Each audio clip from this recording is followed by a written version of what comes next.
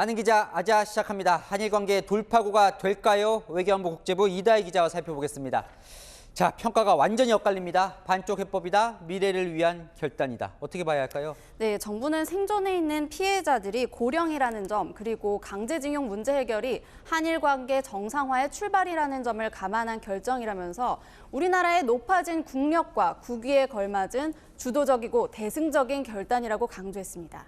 하지만 우선 우리 정부 산하 재단이 나서서 징용 피해 배상을 하는 것이고 일본 피고 기업의 배상 부분은 빠져 있어서 반쪽짜리 해법이라는 비판이 나오고 있는데요. 이에 대해서 박진 외교부 장관은 이례적으로 강경 발언을 쏟아냈습니다. 반쪽짜리라는 말씀을 하셨는데 저는 동의하지 않습니다. 새로운 사죄를 받는 것이 능사는 아니라고 생각을 합니다.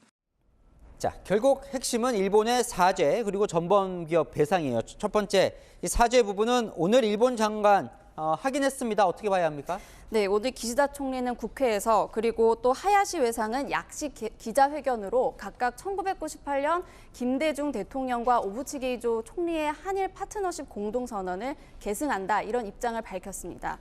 여기에 강제징용을 포함해서 식민지배 전체에 대한 일본 정부의 통절한 반성과 사죄의 내용이 담겨 있기는 합니다.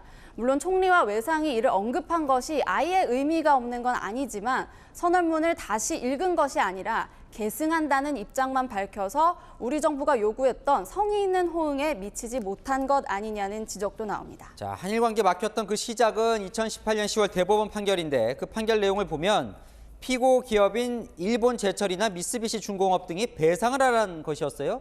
오늘 그 내용은 빠져 있는 겁니다. 그죠? 네, 정확히 그래서 배상이 아닌 보상입니다. 일본 정부는 1965년 한일 청구권 협정으로 모든 배상이 끝났다고 보고 있고요. 한국의 대법원 판결은 그래서 국제법 위반이다 이렇게 주장해 왔습니다.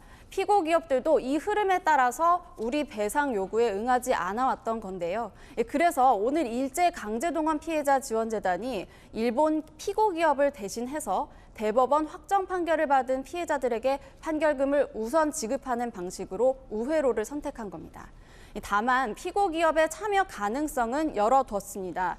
한일 양국 경제단체인 정경련과 게이단렌이 미래 세대를 지원하는 취지의 미래 청년기금을 만들기로 했는데요. 여기에 피고 기업의 참여 가능성이 제기되고 있는 겁니다.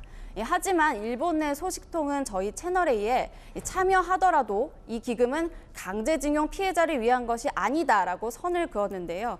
그래서 원래 취지와 부합하지 않는다는 지적도 나옵니다. 네, 야당 반응은 아주 싸늘합니다. 이재명 민주당 대표는 조선 인조가 청나라 태종에게 항복 선언을 했었던 삼전도 굴욕에 빗댔어요. 네, 야권에서는 오늘 이 합의를 계묘국치 이런 표현을 하면서 총공세에 나섰습니다.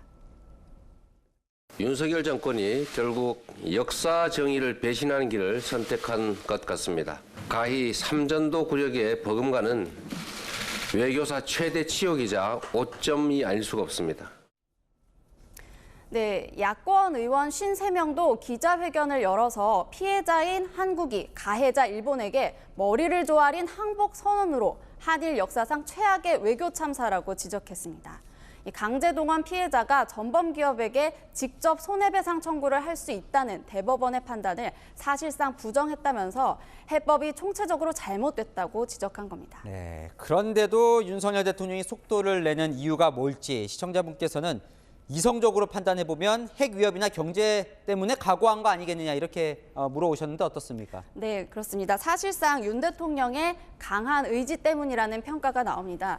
한 소식통은 채널A에 지난해 말 외교부에서 해법 마련에 충분한 시간이 필요하다는 취지로 대통령실에 의견서를 제출했다고 밝혔는데요.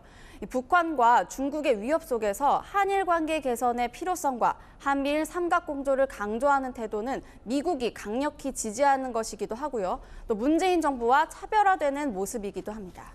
자, 어쨌건 한국 정부가 먼저 손을 내밀었다는 평가는 맞는 것 같습니다. 그럼 오늘 이 발표에 대해 일본 내 평가는 어때요? 네, 이 4년 4개월 전에 우리 대법원의 판결 당시 일본 내에서는 아베 신조 전 총리가 집권을 하고 있었는데요. 이 판결 이후에 일본은 한국과 대화 자체를 거부하면서 이 반도체 세계 품목에 대한 수출 규제, 보복 조치까지 내리는 등 강경한 입장을 취했습니다. 그런데 한일 관계 개선을 강조하는 윤석열 정부가 들어서면서부터 분위기가 조금씩 바뀌기 시작한 거죠. 최근 니혼게이자이 신문은 기시다 총리도 한국과 협력해서 해법 모색을 서둘러야 한다는 사설을 싣기도 했습니다.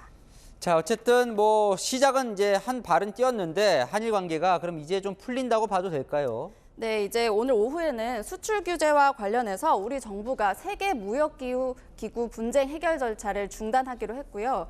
일본은 규제 해제 협의를 시작했다고 밝혔습니다.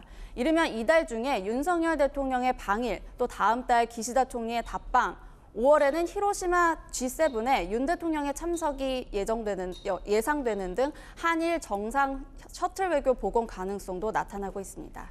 다만 조만간 일본이 후쿠시마 원전 오염수 방출을 하기로 예정이 돼 있는데요. 이 순풍이 부는 양국 관계는 또다시 전환점을 맞을 수 있다는 우려도 나타납니다. 네, 이제부터 또 시작인 것 같습니다. 안희 기자, 이다혜 기자와 살펴봤습니다.